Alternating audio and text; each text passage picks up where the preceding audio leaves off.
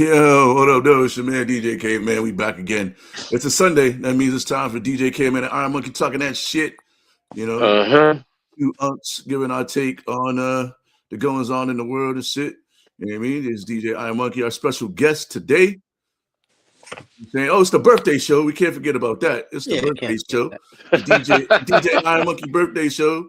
You know what I mean? We starting a little late today because somebody was out having a good time, I guess. You know. At work. At work. He says he's at work. He's at work. Sneaking Coronas and shit, doing shots. You can work. You work at say that too, and I go home drunk. Right? Yeah. Yep. I was working. No label. Hey, I'm gonna work on my birthday too, but I'm Ubering. So my birthday's on a Monday, but I got Tuesday off. So yeah, so you can't really drink on the job, I don't think. Who, me? Nah. No, not at the post office. At the Mm-hmm. Listen, we're not gonna talk about them drunk postmen. Oh man, that's not a thing. It definitely. I don't know. It still might be a thing, but I know it used to be a thing back in the day. I swear I'd be seeing nips around my mailbox. I'm like, who is this? Like, why do you always dropping it near the mailbox? Mm-hmm. I ain't pointing no fingers or nothing, but But you see the guy in the center right there. You know, we've been knowing this dude his whole life, mostly. You know what I mean? Whole life. Business owner, positive member of the community, girl dad, you know what I'm saying? And little bro, the DJ IronMonkey on the building today, you know what I'm saying? Quaz. What's going on? Yes. Yeah. First timer. Yes. First time, long time. First timer. First time on a podcast. First time doing this with you guys. So yeah, this is good. Hey, if anything, it's my brother. So as much that I don't really talk about my brother. Here's my brother. So family's family, and if anything, we like to welcome people that do dope shit because our family does dope shit. Mm-hmm, sure do. Indeed. So we always start the show off with, just tell us how your week was, man. So tell us how your week was, Quaz. It's basic week, man. Just working, giving quotes, doing jobs, meeting people, just trying to get through to the next day. Really, that's really what it is. Daily grind, one day to the next. Word. Okay. Yes, indeed. D, how was your week, man? My week was different because I don't like talking about my day job, so I won't. But fuck my coworker, man. Like it's my birthday, so it's only so much I could say and be polite, but sometimes you work with. I'll say it. Fuck him. I don't even know what happened, but fuck him. Listen, I got your back. If you don't like him, I hate him. Like, right? Listen, nah. Sometimes you just work with pure dickheads. Like some people peak in middle school. So hold on, let me. I gotta call her back, but this dude peaked in middle school. It's not even high school, so I'll just leave it at that. But life is good, God is great, and He won't put anything in front of you that you can't deal with, or He's not willing to help you with. So, like I said last week, everybody says, it's the devil this, the devil that. No, sometimes the Lord has a way of slowing us down and pumping out brakes. So, shout out to the Lord who presents things to me for me to deal with and for me to show and prove, because true indeed, no matter how much faith you have, everybody is tested. You can't say that you have faith and not feel like you're not going to be tested. Like, calm waters don't produce a skilled sailor. You know what I mean? So life is what it is, and God is great and never late. So whatever I'm dealing with, it is what it is, and I'm blessed to see another day. And shout out to my father first and foremost, and to my mother who had passed away. And one of those low key traditions that I like to have is I like to treat my mother and my father, because as everybody might be trying to celebrate me, oh, happy birthday, none of this would be possible without my mother and my father. So shout out to my father first and foremost, who's still alive and kicking, and most deaf. Shout out to my mother, to Bed Bath and Beyond. you know, so it is what it is. How was your week, B? Shit, man. Know what I mean? Seeing that the Pistons beat up our Knicks on a Friday night, seeing that we rolled out our fourth string team. Come on, we're trying to keep it positive, man. I know. That's why I said our fourth string team. Our fourth string team. Yeah. Y'all won. Hey, Brunson was on the floor, wasn't he? Come on now. Cat was on the floor, wasn't he? What I'm saying. No, Cat wasn't there. Cat wasn't there. Cat, Mitchell, Robinson, like OG. I don't even think OG played. Like the fact OG didn't play. It's just a game, man. We ain't gonna make an excuse. They beat us. It's still early. It's rope-a-dope. Regular season rope-a-dope. It's still early. You know what I mean? Yeah, you gotta do it when it counts. I'm taking a page out of your book with that one, man. I mean, these Pistons are out here playing. Like, it's weird. Like all the Michigan teams right now, like basketball teams, are playing really well. Like including like the University of Michigan women. You know what I mean? Like, so it's like, and Michigan men's team been slapping the shit out of everybody, dog. They beat Penn State by like 50 the other day. They playing like the Nets, huh? They got homegirl with the goggles. Is that No. That's Notre Dame. Oh, all right. Yeah. They got some white chick that shoots like Caitlin Clark or something. I don't know. She's but the men's team got a bunch of dudes they transferred in. They're like I think their shortest dude's like 6'6". So yeah. But the Pistons are playing good, man. So I've been trying to get to a game, but whenever I have like a day off where I could go out to the game, they're on the road. Yeah, no more $5 tickets, huh? Yeah, they went from giving tickets away to really trying to sell them. Yeah. Actually, the games are still pretty inexpensive overall. Like, you know what I mean? Because it's not like there's not really like a bad seat or like an obstructive view seat in the stadium. So like you could pretty much sit anywhere. So you can still get into games for pretty cheap, but the bottom row seats, them shits is expensive as shit now. You know, used to be able to sit, you know what I mean, almost on the court back in the day. But now Spike Lee and the shit tripping referees. That's the only part, right? So like I used to tell people all the time that it was cheaper for me to fly to Detroit to watch the Red Sox Tigers game than it is for me to go to Fenway. That's crazy. Or like fly to Detroit to watch the Lions play instead of waiting for them to come to Gillette. Like I seen them play at Gillette, it cost me 3 times as much. You know what I mean? And now the metro prices, and metro booming. Now they're good, and you can't get a seat. That's how it goes. You can't get a seat in Ford Field for like less than $300. You know what I mean? Especially with even with your boy Scuba making that what was that? I wanted to say ambition. Arbitration. Oh, the arbitration. Yeah. They had to they should have that never should have went to arbitration anyway. They should have paid him early. But it's just crazy. Like you can't touch the ceiling at Ford Field for less than $300. And you're sitting in the sky at Tiger Stadium. You used to be able to go to Tiger games for like $10. Now, and they're not even like super good, but they made the playoffs, so now the tickets are through the roof again. So it's like $10 ain't even getting you to the bar across the street. Cut it out. I was all excited. I was like, damn, I'm gonna be able to go to mad games and shit. Not have to pay these expensive ass prices. No. So all of your team's decent. That's it. All of a sudden, all the teams are good now, and it's like, fuck. Not saving no money. Yo, shout out to everybody in the chat. We got Peter McNerney in the Facebook chat. He says happy birthday. We got some folks in the YouTube chat. We got one dude trolling and a couple other people.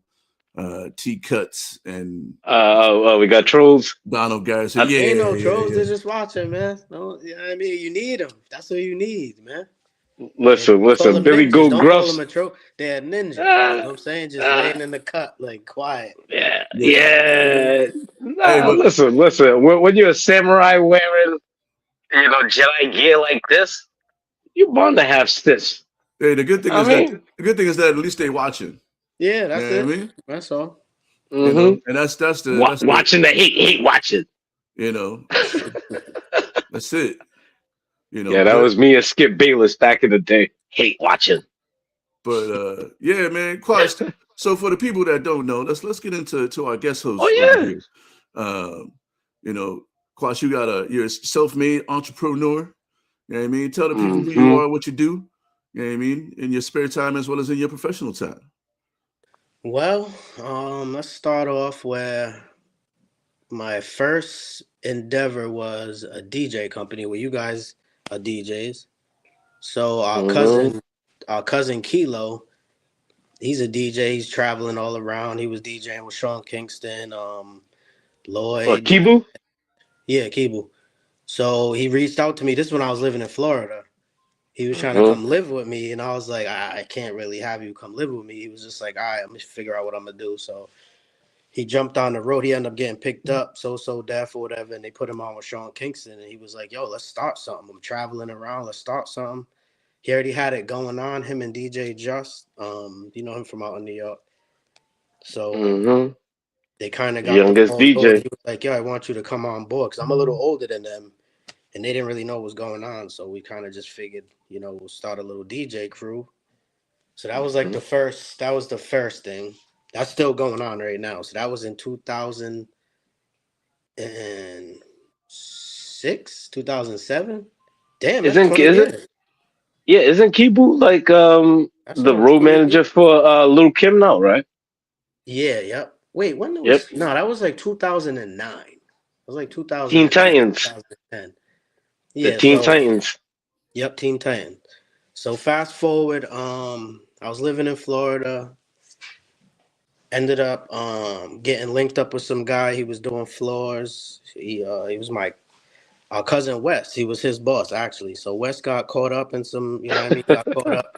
And I was living at the house at the time. So the boss pulled up to the house like, yo, where's Wes? I'm like, he ain't around, whatever. He's like, damn, I've been looking for him to go to work. You know what I'm saying? I'm like, I'll go with you right now. He was like, I'm like, yeah, what you do? He was like, I do floors. I'm like, yeah, let me get dressed. He was like, all right. I don't even know this dude. I don't even know him. I just knew, I'm just sitting around. I'm like, opportunity. So I was there for a little bit. So I got on with him. We're doing like pawn shops and like coffee shops and shit down in Central Florida. And it was basically just buffing the floors. So he would work the buffing machine. I would just like put the soap down, and he had a push vacuum just soaking up the water, whatever. So I did that for a couple months. Then I'm like, yo, let me use the buffer. Like, you know what I mean? He was like, you know what I'm saying? So I souped him up. I got on the buffer machine. We're working in a pawn shop. So, there's like glass cases, displays or whatever.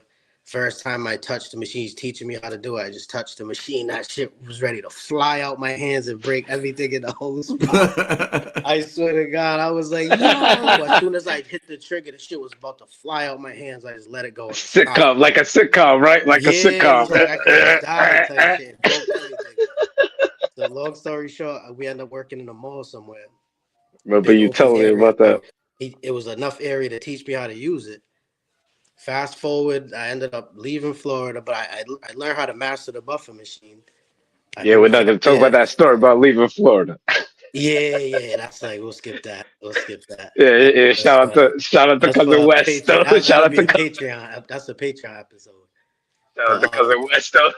Yeah, he's a handful, man. That dude, but you gotta love him.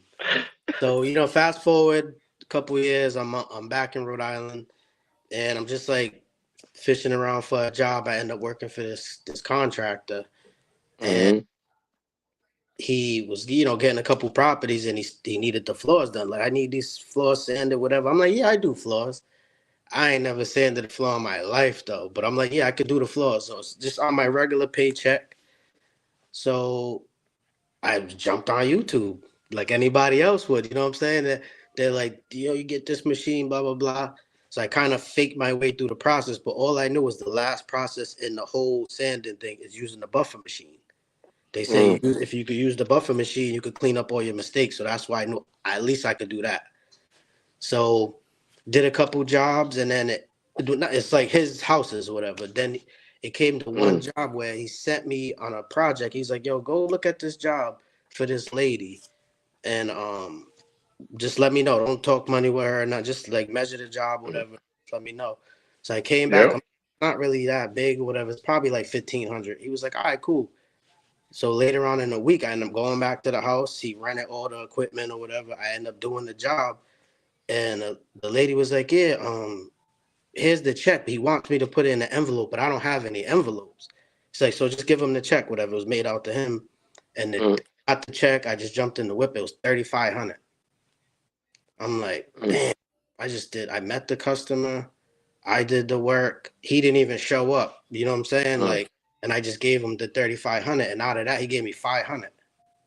I was like, Right then and there, I was like, I'm never doing that again. Never in my life am I ever gonna do that.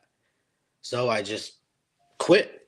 You know what I mean? I just quit because I was just looking at him like, so that's all I get out of that whole ordeal. He was like, yeah, that's what you work for. I'm like, okay. I'm like, yeah, that's cool. I understood business. You know what I'm saying? I can't argue with the dude. You know what I mean? It's his business, his operation. He just kind of put me in a position to. Now I'm like, let me get out of there. So I just quit, and I was working at a group home at the time. So I'm just at a group home, and I'm just trying to figure it out. You know what I'm saying? I'm like, fuck this shit. I gotta figure my own shit out. I was coaching football at the time, so all this whole time when I came back, I was coaching football. And there was one time we're making it to the national championship pretty much every year. Not national championship, but the nationals. You go down to Disney, top 8 teams in the country. Shout out Mount Hope Cowboys. Yeah, so only time I'm shouting out Cowboys. Only time I'm shouting out Cowboys. Yeah, so nationals is in December, right? So it's like coming to the playoff times. I'm like, yo, we're probably gonna win. We got a good team. I'm telling my bosses, I'm like, yo, I'm gonna need the time off in December. So every week I'm like, yo, 2 more games if we win. Yo, if we win this week, we're gonna be going. They're like, all right, cool. So everything is good. I'm in Florida, and something told me, let me call my boy that's just one of the supervisors. I'm like, yo, am I on the schedule? He's like, yeah, y'all on for the week. I'm like, how? If I already got the time approved, and they was like, yeah, we're gonna do a crisis at the house. They said they needed everybody. I'm like, nah. So I called the administrator. They're like, yeah, you gotta find coverage or you're gonna get written up. I'm like, but we talked about this. They're like, yeah, but things change. I'm like, all right. Well, I'm like, I'm not coming in. I'm not finding coverage. It was like, all right, you're gonna get written up. I'm like, how about I just quit right now?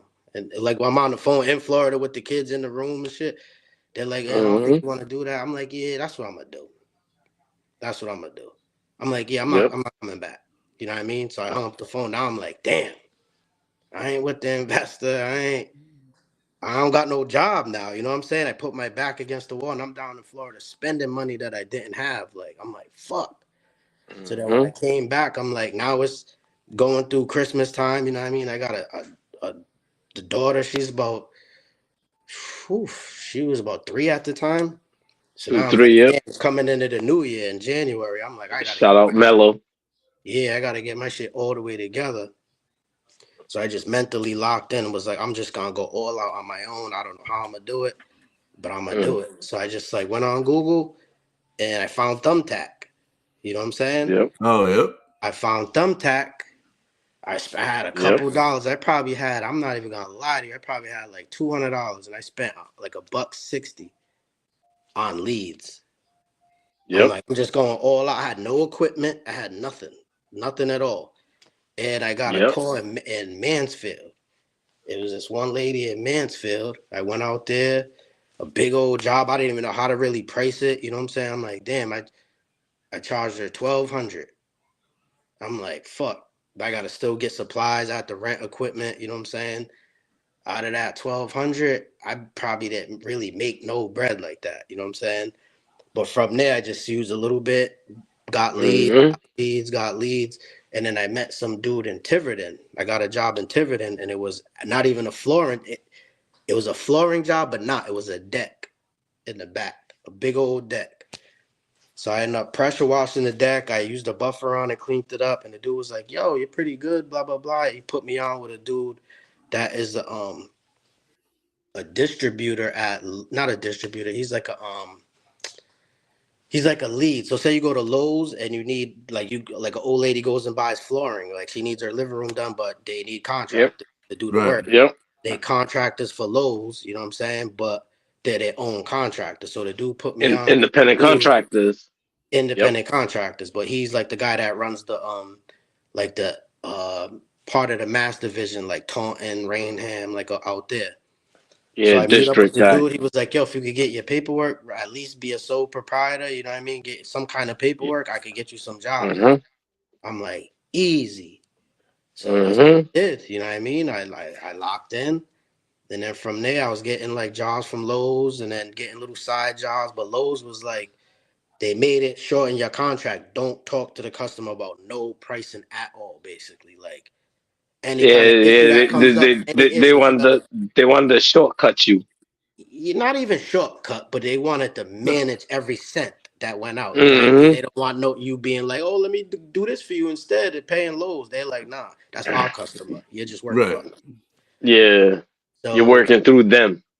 yeah, so I was doing that for a little minute, and then it just got to a point. I think I hired a couple people, and then it was like it was good, but then one dude was just like, "Man, the dude at Lowe's, like, he's just, I know he's trying to upcharge me on everything." He was like, "Yo, this is what he's charging me." I'm like, "Yo, you know I'm not supposed to be looking at this." He looked at me like, "Look at this," and then I was getting paid, and then what they was getting paid, and it kind of felt like that same type of situation. Like, I'm really doing all the work. I'm like, You making myself.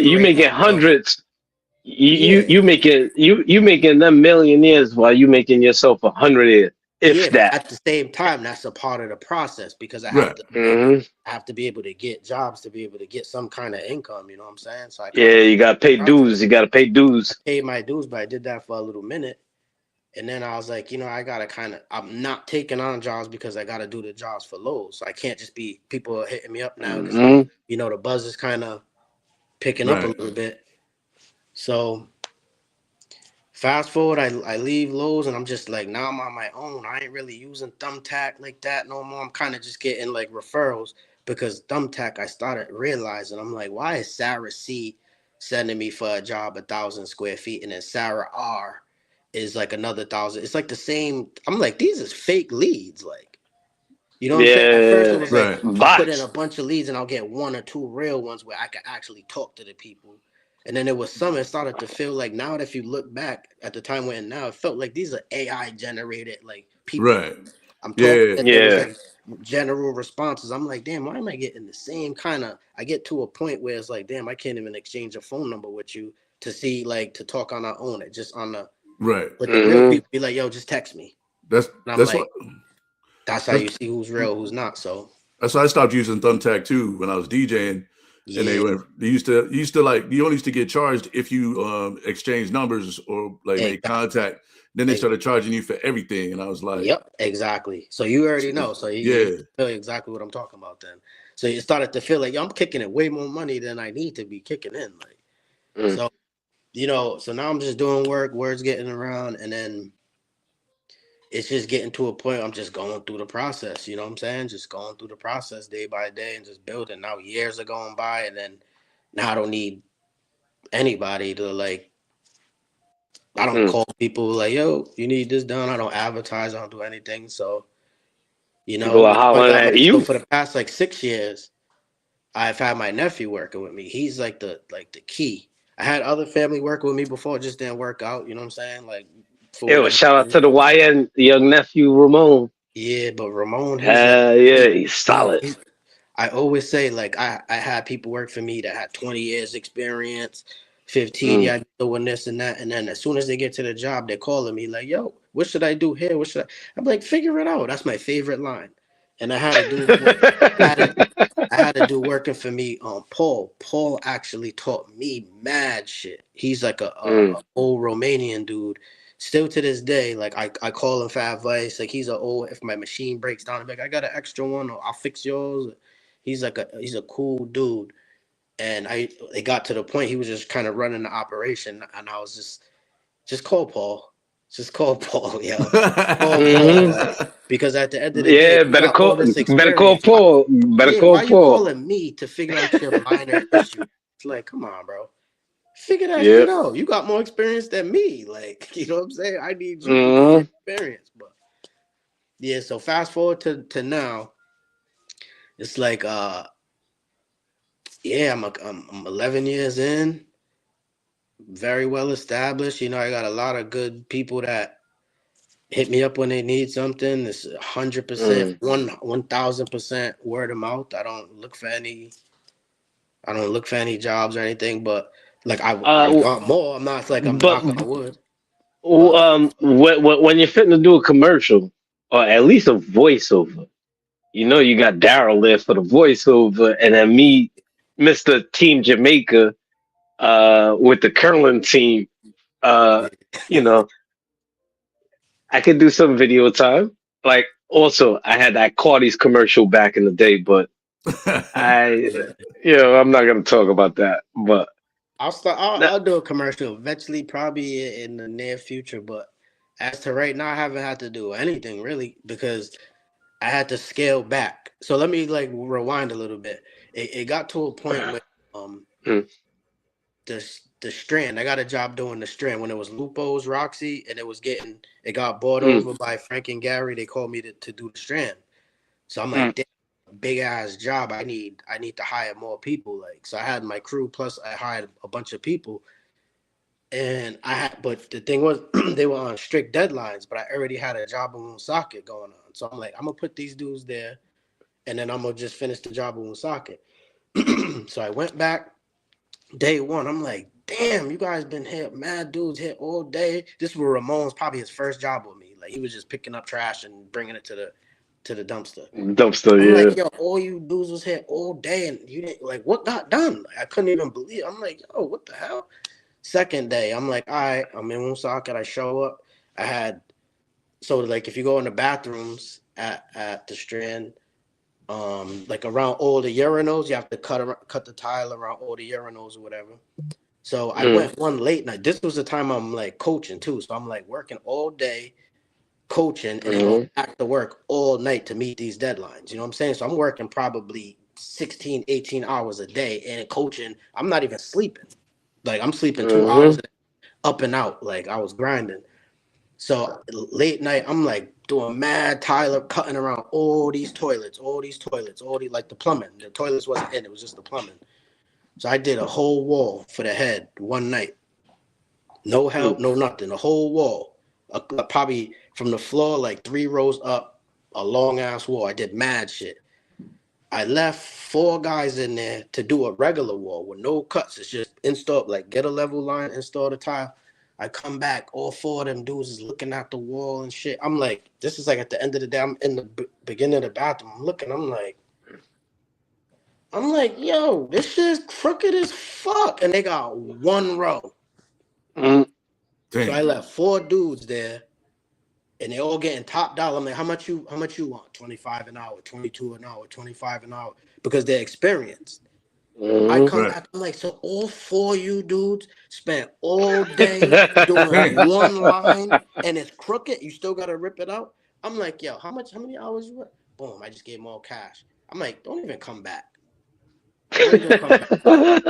So that's when my business cash them out. This is after I left Lowe's and shit. So I had a core group of guys, and then I had a bunch of other like random. I had to pretty much cut everybody off. Like, so that job right there, it was me, Ramon, and a little young white boy that I really didn't know what he was doing, but he was just a good dude. Like, I fired all the skill dudes, so I did that whole shit for the head all day, all night. I got videos of just being in that Strand.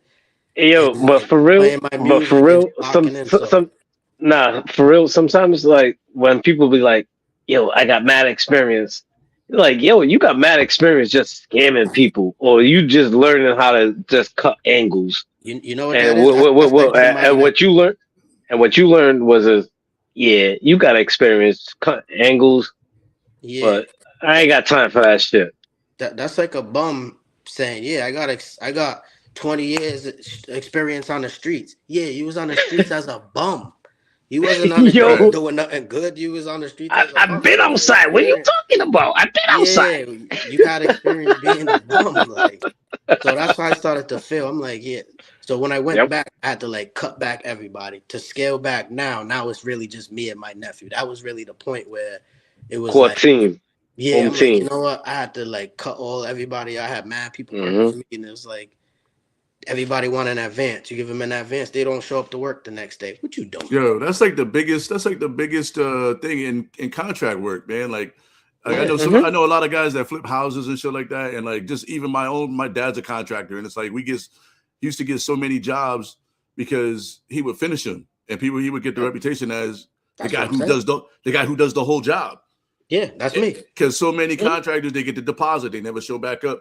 They get Yep. the deposit, they start the work, they get that second check, and they go Oh, MIA. And you gotta call a third dude. You gotta yo. hire somebody new to just finish your shit. Speaking of that, And remember let's rewind a little bit more. Remember I was talking about that investor dude, the investor I mhm. was working for. Oh yeah. He was the biggest scammer on the planet. Once I started looking him up, he got sued by so many people. So Mhm. many people he'll get the deposit. I remember it was a mold removal company. You know what I'm saying? He'll go up and I'm in the crib with him. It'll be an old lady. We'll go in the basement. I walk down there, and then she'll be like, "Yeah, I think that's mold right there." He'd be like, Remember you "Oh," texting me about that? he'd be like, "The whole house got mold. The whole house got. Let's get out of here. Tear a whole house apart. Get the money and don't never go back." I used to be like, "Yo, why? When are we going back to that lady's house? Don't worry about that. We got this other job." I'm like, "Who?" I'm Don't like, yo, worry know about that. everybody that works for your company. Who's going to who you got Don't going worry there to about that. finish these jobs? Nobody was getting them shits finished. So them contractors give us a bad name. Like, you know what I'm Yeah. saying? Like But you see, like this is the thing. Like ultimately, like your whole story for me is like I know about all these texts. I know about the stories. I know about the little like in betweens. And my thing is like, as my younger brother, I'm so proud of you. And it's like I've always stepped aside where I didn't want to be in your lane or you trying to follow in my footsteps. So I always try to do things that is to the side to allow you to do your thing because it's like low key. I remember you as a kid and in our group text, I was asking our sister Karama like stories, and I'm like, nah, I'm not gonna air you out on some things, and I'm not even gonna low key mention them things.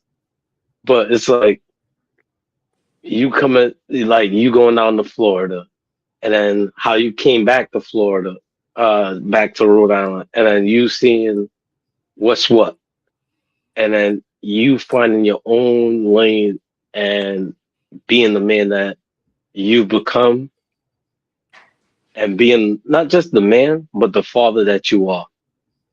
Like I'm proud of you, and even though thanks, man. it's Appreciate my it. birthday, Don't stop I, I, crying now, I, I, motherfucker. Don't nah, stop I'm not fucking gonna stop. crying. I was I like, don't care. Stop fucking dude's crying. getting all sentimental on his Don't do birthday and that. shit. Hit your Nah, blunt or but something. Don't fucking nah, do that. You might got a nah, little bit of but LQ in you uh, from last night. Nah, don't fucking let them shits slide. nah. Hell no. Waking up Keep late, it showing G. up late on the podcast, and Keep then it, hey, keep it G. keep it G. Nah, I'm messing with you. Nah, I'm messing with nah, but I gotta. That's why like for my birthday episode, I wanted to have you here so that way I could shout you out and shout out the family because we come from solid stock. And you know, I just gotta shout you out because like with your whole you. journey, especially with the coaching and with life and bringing up the young nephew, the YN Ramon, Like he's an OG in the YN game. Like people don't recognize that. He's a great kid, yeah. He's Oh actually my a goodness. great kid. I shout Ramon out all the time on the podcast. I'm like, yo, he's solid. Like, ain't nothing else to say about Ramon other than he's solid. And I've always said like his story is like a reverse kind of Fresh Prince of Bel-Air. coming from Brooklyn, coming from Brooklyn to Providence. That was the best thing that could ever happen to him, though. I ain't gonna lie. Man, listen, and that's where family is solid. You know, sometimes you got to pivot. Things aren't what other people says it's supposed to be, but you pivot and you make moves. But all that aside, I wanna shout you out, and that's my little Shannon Sharp, I guess introduction. You know, I want to say Fat Joe because I ain't capping on that or any of that. That's funny. But throw the flag. But yeah, throw the flag. Yeah, this motherfucker's about to cry. Hey. Nah, but like, wait, who he is? Like where I'm working now, and one thing with my week that I didn't bring up is working at the new club. It's different, but it's still the same. But shout out to Shank. People don't know him as Shank at the club. I don't call him Shank at the club, but we know Shank for who he is. Mm-hmm. But shout out Shank, man. Shank is a solid dude. I know Baby James. Yeah, Jaime. I used to call him Jaime. James Jaime. Yeah. Yeah, pretty James. So pretty Jimmy. So before we get to the movie, before when we were waiting for you to get to the studio, me and Klaus talking about being washed. And I was like, nah, I'm not washed, man. I'm still, I'm out here. And he goes, when's the last time you ran at full speed? Think about that. Think about it. That's how you really know if you washed. You know what I mean? When's the last time you ran at full speed? Like 100%. For no reason. Just because. Even if the reason like to catch a bus, for me it's to catch a bus. I guarantee you didn't run full speed. Full speed for no fucking bus. That's what I'm saying. That's how you pull muscles. Because you gotta weigh your options. Yeah, hell yeah. And then once you gotta weigh your options to do a physical activity that's not life threatening, you're washed. Like say there's a couple stairs. Say there's a couple stairs to jump down. You could jump down. You could really jump down them stairs, but you gotta calculate. Do I need to really do that? how are my knees gonna feel when I land? You're washed. Nah, you know what it is? Like if I'm leaving the house and I see the bus, I'll do that little gallop, the little and then it's like knowing you could have walked the same speed. That little fake, you could have walked that speed. You didn't really. I'm crossing the street. Crossing the street. I showed you about that. Like when you're crossing the street, people can tell you cross the street, and you're like, "All right, cool," and you do that little jog. Yeah, like you jog into the mound. Nah, but mind you, you go in the same speed as if you walking, but the extra motion just looks like you're doing. You ain't moving. You know what? You're just basic walking. You know what's another indication? You know what's another indication you're washed? When you gotta get up twice to get up once.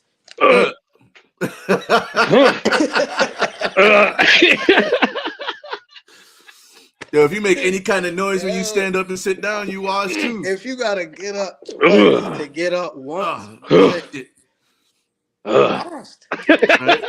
I started calculating shit when I'm like, damn, I don't really be moving like I used to move. Like I'll make an excuse or something. I'll be at work and be like, yeah, that's my exercise for the day. When I only went up to the third floor of somewhere. I'll be like, I was a nice little workout. Washed. Right? When you calculate regular life activities to working out, you're washed. Because you can wait. When you do this. Yeah. Any kind of noise, man. Oh, here's wait, another one. Wait, you double watch when you go. The second noise. Yo, here's another one. Damn, this is all just coming to my head because this is really me right now. You know when you gotta like calculate going to the bathroom, like how important it is, and you should save up until you gotta really go because you only got a little bit of energy left. Like say you're in the living room, right? And you're about to just go lay down. It's like, all right, let me just wait here until I gotta go to the bathroom, so I only gotta get up once. Like, you know what I'm saying? Yeah. Wait. I'm also thirsty, so you know what? Let me go piss. Yeah. Make one trip. Go to the bathroom, hit the fridge, and then lay down. Make one trip. And maybe get some chips. All right, cool. In one trip. Once you make one trip, you're good. Everything becomes the logistics. Everything becomes like, yo, can I do this on the way home? Yeah. Calculate. I can't do this on the way home. I'm not doing it. Do I pass it? Do I gotta there's a lot of places I won't grab food at because it's not on the way to my house. Yeah. Hey, we're at the age where I got food at the crib. Right? Got food at the crib. What I got at the crib? Shit. I'm gonna just make me a sandwich real quick. What? I'm a sandwich king, boy. Wait. Watch. It's not wisdom. At our age, in 40 and up, it's logistics. Yeah, it's all logistics. Yeah. Everything. It's all logistics. So logistics and being washed are really in the same thing because I'm not washed. I'm not washed. Why am I doing that? I'm not washed. I'm being logistical. Yeah, that's really it. Yeah, that's it. Yeah, that's a better. Yeah, we gotta upgrade. I'm not washed. I'm gonna be a logistical. Being logistical. Yeah, that's the new thing. I'm gonna use that. Getting on Keith Murray on the scene. You know you can really skip a stair when you run up to just say. You know it's like 2 stairs, 4 stairs. When you're running up the stairs. But in reality, you're wasting more energy. So the logistics, and let me take my time step by step. Right? I gotta make sure I hit every step. Yeah, I gotta hit every step. Yeah. It's a better workout if I hit every step. Yeah, that's more steps. Is the risk of me twisting my knee worth it? Yeah, for logistics. Because if you just skip a stair, they don't give you an extra stair on your step counter. You know what I'm saying? Just stair by stair. So let me make each one count. That's logistics. That's right. I'll just bop a little. I'll just bop my head a little bit. Yeah, I feel like I did something. Now we're working out. Now we're working out. Taking the baby steps, making it look like I'm doing shit.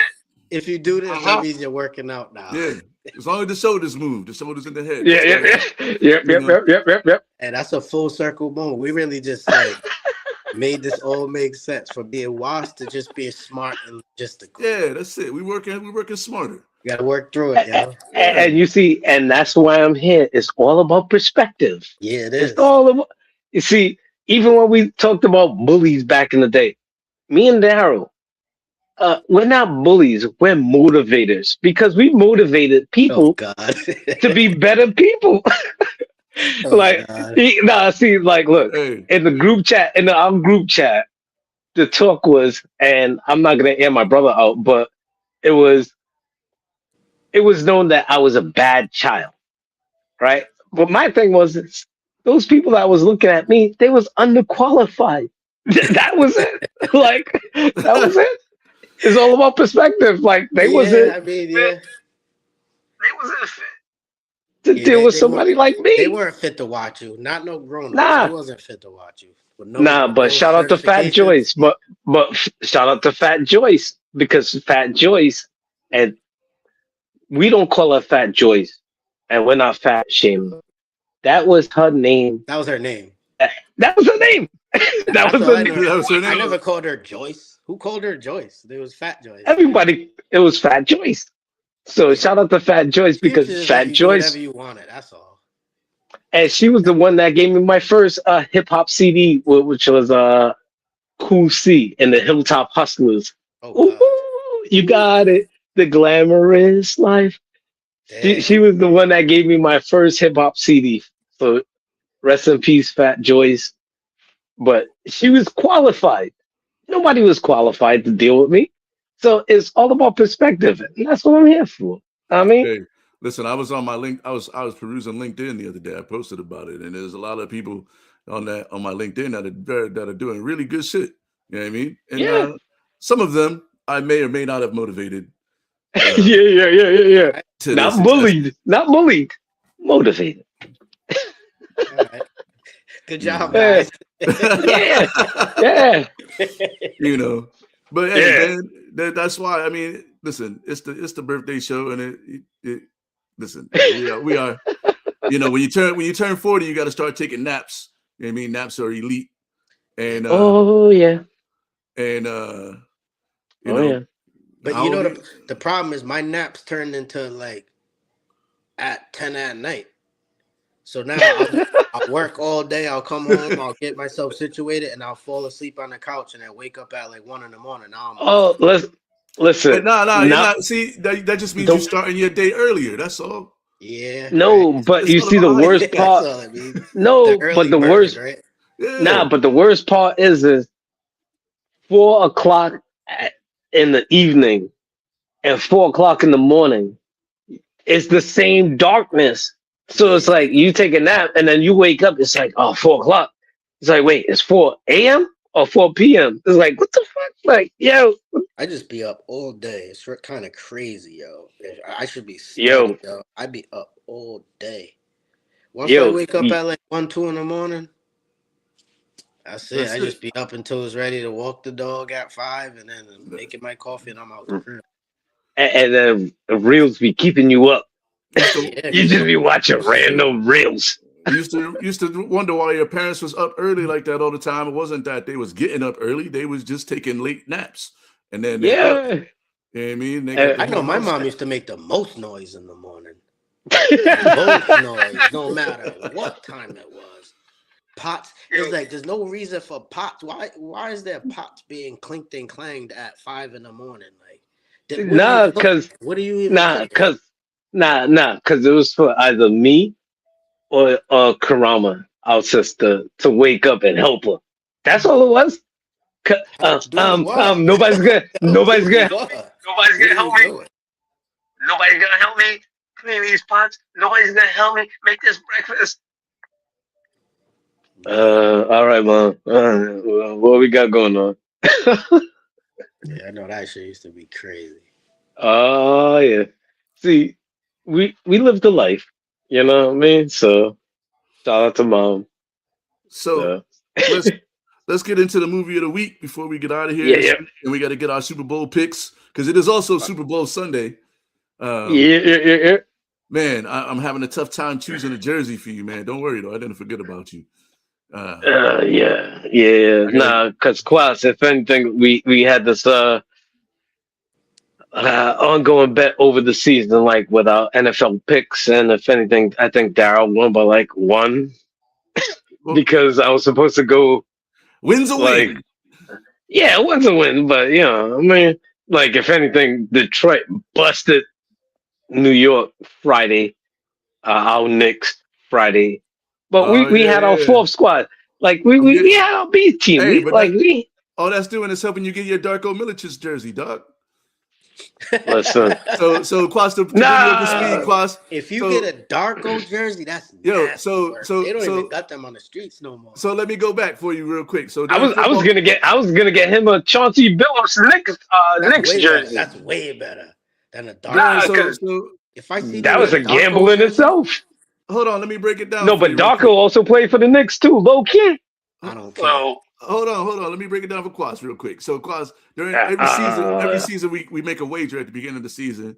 You know, this year with football, we just did picks. So I got to get him the worst. I'm looking for the worst Lions player ever. I'm gonna send him the jersey. He got to wear that shit. So it's probably gonna be like Get Eric him a E. lineman. Get him an offensive lineman. That was a backup. Oh, word. Yeah. See, So it's that's an a good ugly idea. number. So it's Yeah. like It's number just 62 or something like.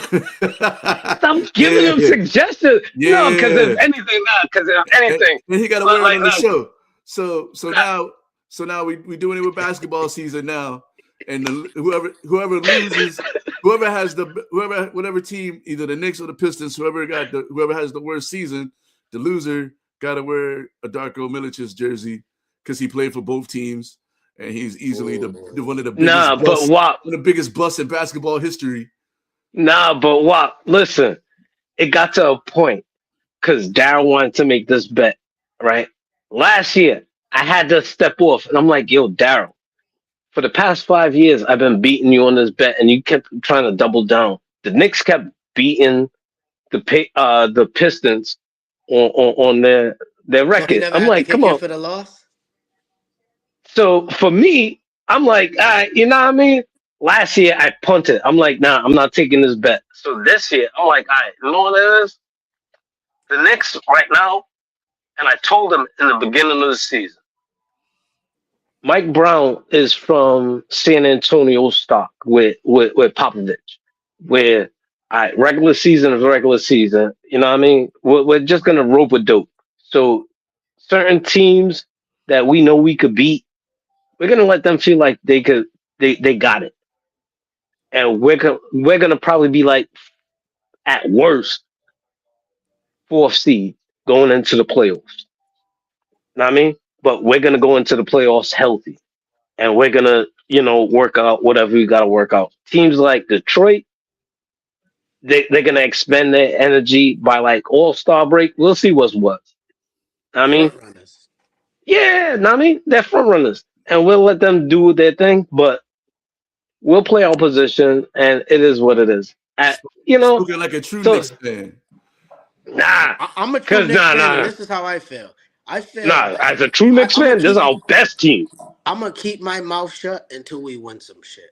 That's how I feel. Exactly. Because you ain't winning until you win it. Because remember when when second and third place, nobody cares. I wasn't even going to bring the Pistons game up. He brought it up. I know he keeps bringing it up. He keeps bringing it up. Listen, I just look at the box score and I go, oh, we won again. Let's keep winning, guys. And hopefully they don't fucking choke in the playoffs. Because when the Nets got like Harden and Kyrie and all of them, and they're like, oh, they're the kings of New York. I'm like, nah, they didn't win nothing. Like, fast forward, they was who they was. Even when they got Garnett and Pierce back in the day. Cool. Oh, they're the new.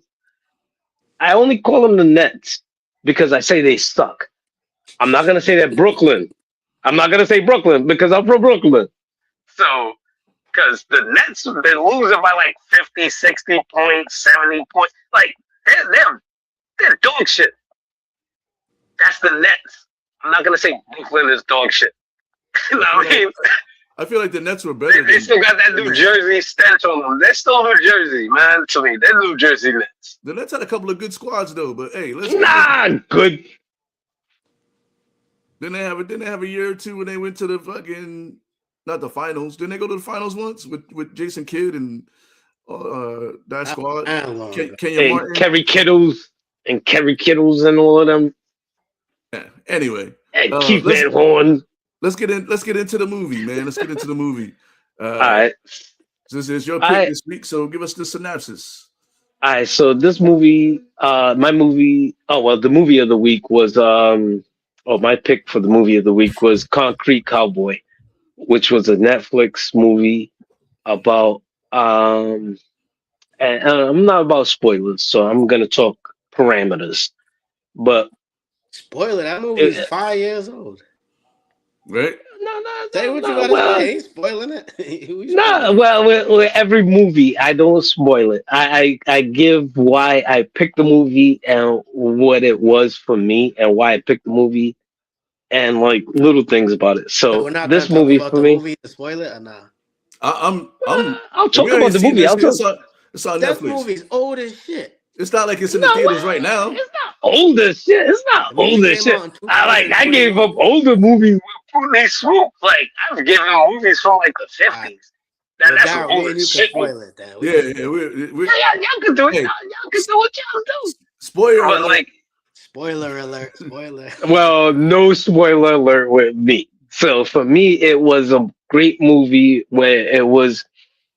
One thing for me is that I've always had this dream and fantasy of riding horses. Like back in the day when I was living in University Heights, right? One of my connect, and I don't want to give him up. He was my neighbor. Um, he was getting weed from Canada back when it was like exotics before dispensaries, right? I remember. So right, and he was into horses, and he put me on the scene with horses and everything. Like him and his lady was all about horses. So my thing was is at that point I started to venture into cowboys and black riders. And this movie was one of them kind of movies where it was a father-son story. And for me, I like father-son stories because it's not always golden. Know what I mean? Especially when it's father and son, because we're always bound to have a point of conflict. And at that point of conflict is bend or break. I've experienced it with my son. Um, I'm here for my brother. You know, God forbid he goes through anything where it is bend or break with him and his son. But with this movie, it was one of them movies where it it's a tale of growth and also low key it's about history and Black America because Black history is American history. And when it comes to horse riders, our history is very rich. And this movie is one of those kind of movies where it's like it's a true story about the Fletcher Street riders. So Fletcher Street is North Philly. it, So North that's what Philly. makes it a little bit more interesting because it's like it's in the city. It ain't like in the Yeah. country. It's hood It ain't riders. in Kansas. It's like in Philly. It's in North Philly. It's real rough riders. Know Yeah, what I it's mean? like It's real rough riding riders. through the hood. Like Know what I mean? So it's for me. It's like this movie was a solid 4, and it's one of them movies where it's 4 out of not one what? of them movies. 4 out of 5. Oh, I'm about to say So 4 it out of 10. God damn, why we watch this shit? no, but 4 out of 5. Like a Yeah. 4. I'll say it's a 4 point. I don't like to go 3. I'll say a 4.5. It's not one of them kind of movies where it's a Saturday afternoon movie where you take a nap and you wake up and it's like, oh, the fuck, this movie's on. What's going on? Nah, it's one of the movies where it's like, you know what? You're watching it with intention. It's an intentional watch. So it's good viewing. It's a good tale. Idris Elba, homeboy from Stranger Things, when he's young, Kevin because from the Stranger Shy. Things, huh? Kevin from the Shy. Yeah. Yeah. and, yeah, and The I cast totally was forgot good. Method Man. And I Yeah. totally forgot Method Man was in it. Yeah, talking So about the like, whole cast though. So you had homeboy Smush. That was like the kid mm-hmm. from the hood that was kind of troubled, and Yep. so that was like, so homeboy Cole is the kid from the Shy and the kid from Stranger Things, the black kid. He came Yep. from Detroit. He was acting up in Detroit. So Yep. basically, he got his mom couldn't handle him and sent him to his dad, which lived in Philly. Yep. But as soon as Yep. his dad is Idris Elba, so he got to the hood and he met up with his Mm-hmm. old boy, which is Smush. Smush is the dude that played one of the roles in the Central Park Five. Yep. That was him, Oh, right? okay.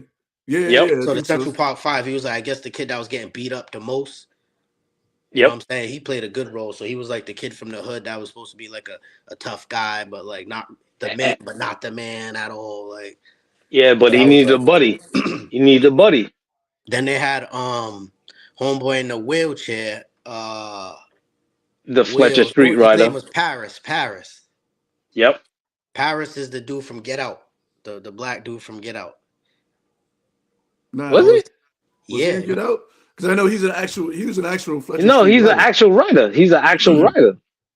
Him Who? and Homegirl. That ain't Him the dude and from Get Out? not the main dude. The other dude that looks just like that mom. Nah, he's a. They use actual riders in the. So you said the dude in a wheelchair? Yeah, he's an actual. Yeah, no, the dude. He's an actual writer. Are you sure? Yeah, positive. No, because in the end credits, I seen that. End credits. I swear I could have swore. I mean, not the dude. You know what I'm talking about, bro. What's his name? The dude in the wheelchair with the dreads. Yeah, but you know who I'm talking about, right?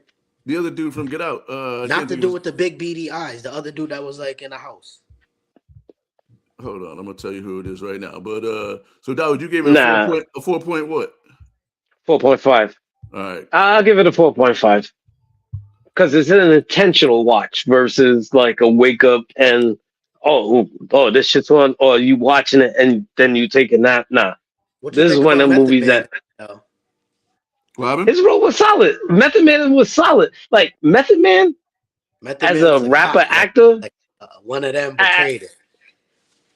See, like we gotta do a top 5 of like rappers turn actors, because I know Ja Rule is not making that list. Not even as an honorable mention. That was terrible. But Method Man, he's a solid actor.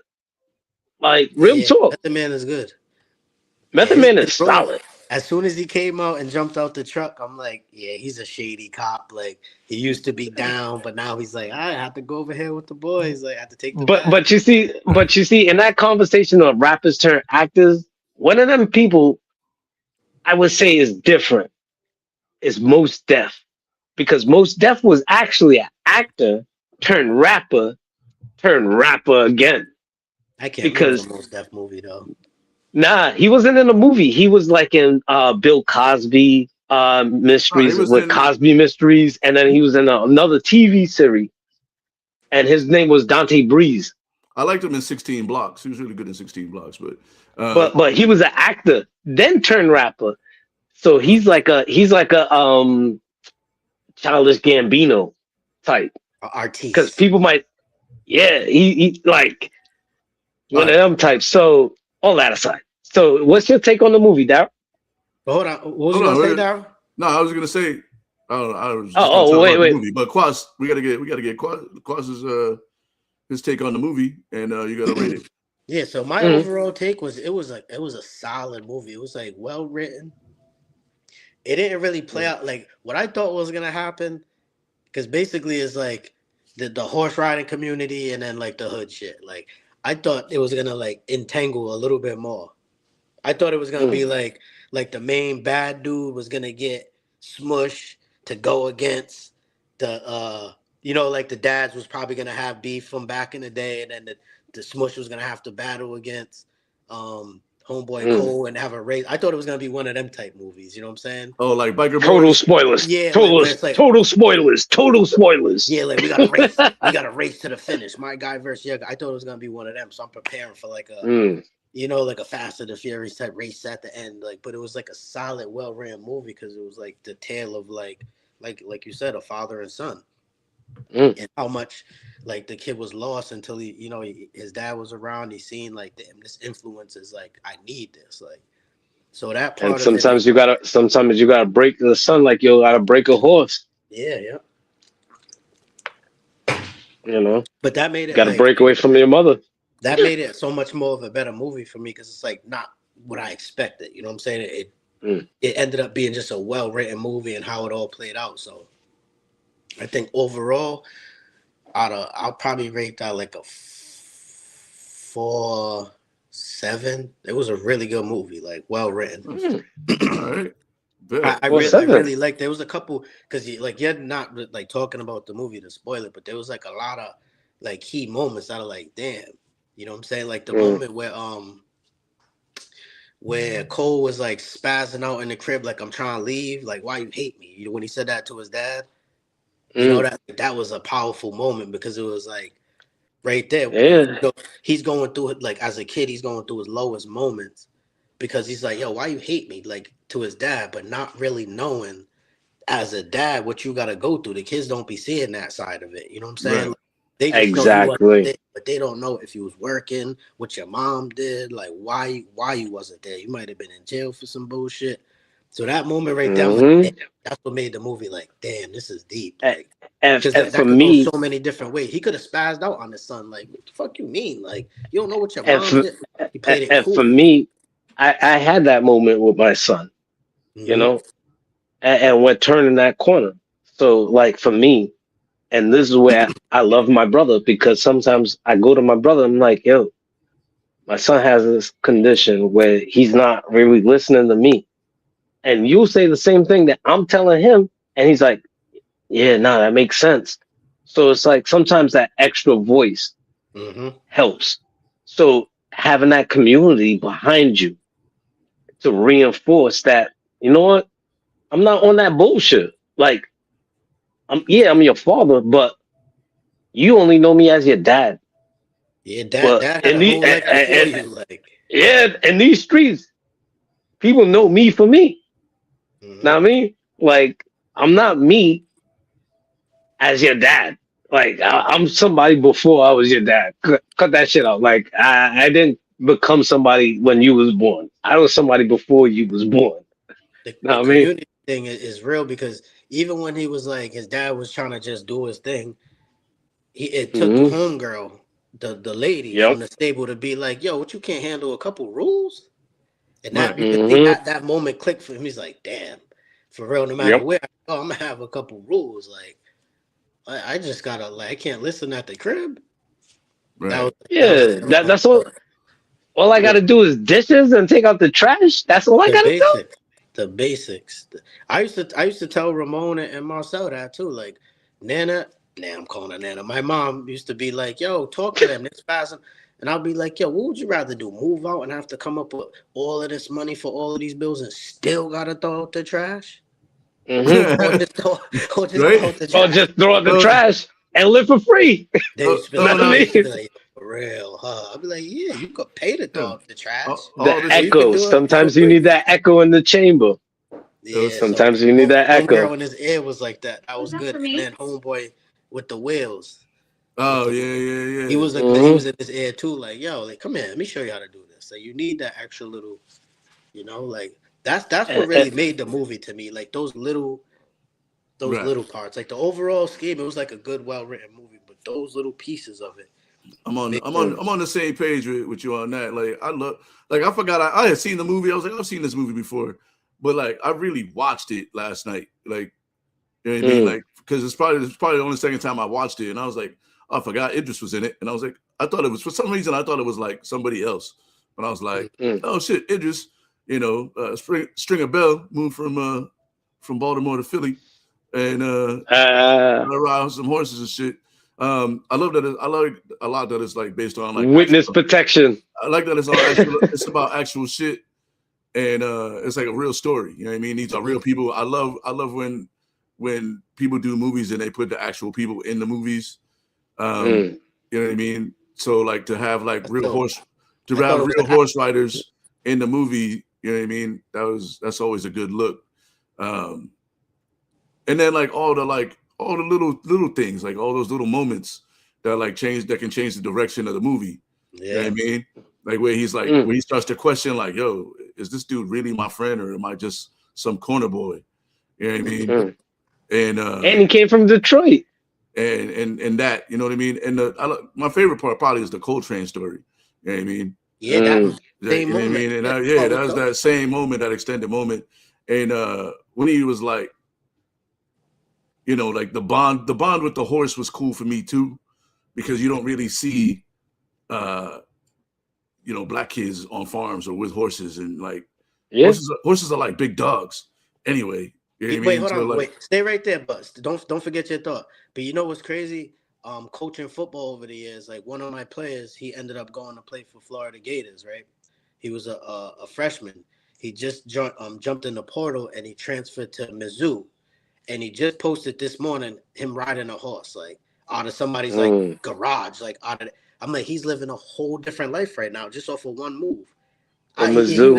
He's like, you see him just smiling so big, like a kid just living his life. And the horse came out of somebody's car garage, like it's like whatever, they had a farm or whatever, but all you see is Missouri. Like cars and then a horse coming out. I'm like, what the fuck? Where did that horse come from? And you just see the kid on a horse, like, So you're like, yeah, it's crazy, man. Horses are real. Dope, Horse therapy is real. Yeah, that's dope. A lot of that reminded me like my 4-H days. You know what I mean? Like as a 4-H kid, you know what I mean? Like I've been riding horses since I was like, well, I don't ride actively anymore, but I know because like getting down from a horse is a logistical calculated risk at this point. logistical feat. It's logistical. You know, so I don't know if I'll get on a horse anytime soon, but you know, those are things that we used to like. At least our 4-H group like used to take the city kids out to the farms and like expose them to, you know, like farm life, for lack of a better term, and like just a different environment. Because sometimes that environment can be something that you don't even know about, but you end up being more interested in it. You know. Yep. And so like I like all the messaging. You know, I'm right up there like 4.6 on this movie. You know, I should probably watch it more often, but so we got a 4.6, a 4.7, and a 4.3. You know what I mean? That's 4.5, 4.5. All right, so we probably right there on the 4.5 average. Yeah, it's a good Black History Month movie. You know what I thought when I seen this? I don't know if I'm wrong because I might just be off. When I just put this shit on. I seen Idris Elba. I thought it was the Jay-Z movie. Was he in that or nah? What Jay-Z movie? No. That's the other one. That's the other one. No, that's the other one. But is he in that? Nah, he was an executive producer of that one. No. Was he an actor in that movie? Idris Elba. No. Oh, yeah. Idris Elba? Yeah. No. He was. He was, I think. The movie I think with so. Jay-Z. Well, whatever. Jay-Z wasn't in the movie, but it's not The Harder They Come. I don't know if that's the name of it, but it's the Western movie. I know what you're talking about. I'm like, what? Yeah. No, that is him. With right. What's so when I seen him with the cowboy shit, that's what I thought it was. The other black cowboy movie that came out. When I'm watching, with BB Zaza as Stagecoach Mary, that one. I know what you was talking about. You're not wrong. Actually, no, that's Lakeith Stanfield in that movie. Yeah, look. That's Lakeith Stanfield. Okay. Shout out to him. He's a dope ass actor too. He's like our new age Denzel. People want to give it to Michael B. Jordan, but I don't know. He ain't no Denzel. Come on now. The new age. I'll give it to Lakeith. Before we get out of here, let's get our Super Bowl picks to the Super Bowl Sunday. Doug, he's getting wild, huh? Shut up, Zeus. We got Seahawks. We got Patriots. You know, a fake rematch. Well, at least for the two teams, it's a rematch, but there's two completely different teams. Sam Darnold versus Drake May. I don't know, man. I'm rocking with the Seahawks in this one. I think they got the better defense. Are you rocking with the Seahawks? What's your score? 24-21. You going double or nothing with this score? Nah, man. You still lost the bet, homie. Like, you ain't getting out of it. I'm trying to wiggle out. Nice try. Get this Ebro jersey off me. I'm taking the Seahawks. I'm taking the Seahawks in the under for those who want to, maybe place a bet and win some money on me. You know what I mean? That's what I'm doing. All right, Guap. Who you going with, Guap? For some reason, like I think the Patriots are going to win.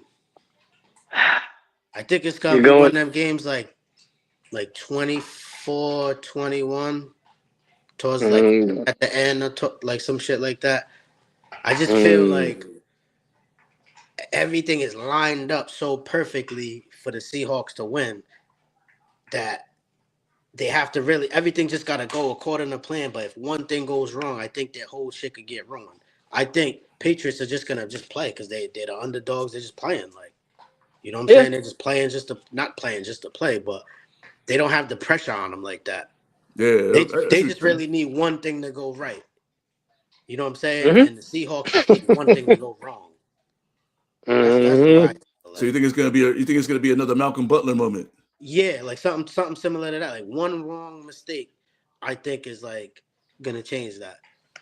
The main thing, if the game is close, I always say like the beginning of the third quarter, like the first drive, kind of dictates like who got the best speech coming out of that halftime. Like if you was in there chilling, because that's a long halftime. You know what I'm saying? Like if you come out and if you're on offense and your first series is just clicking, and you score, it's like, all right, you probably got your shit together. You made your adjustments. You know what I'm saying?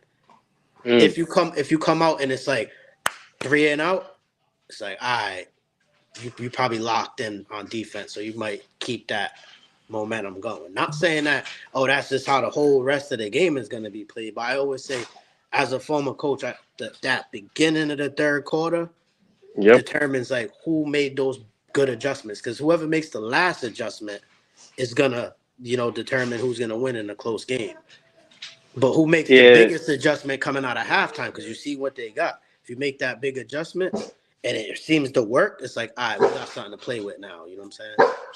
Yeah, and see, for me, I'll break it down like this because it's a little tough. Hey, shut up, Zeus! Shut up, Zeus!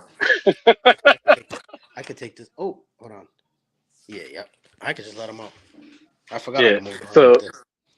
So my thing is last time like I watched like a Patriots Super Bowl game that I was really interested in was the Falcons one.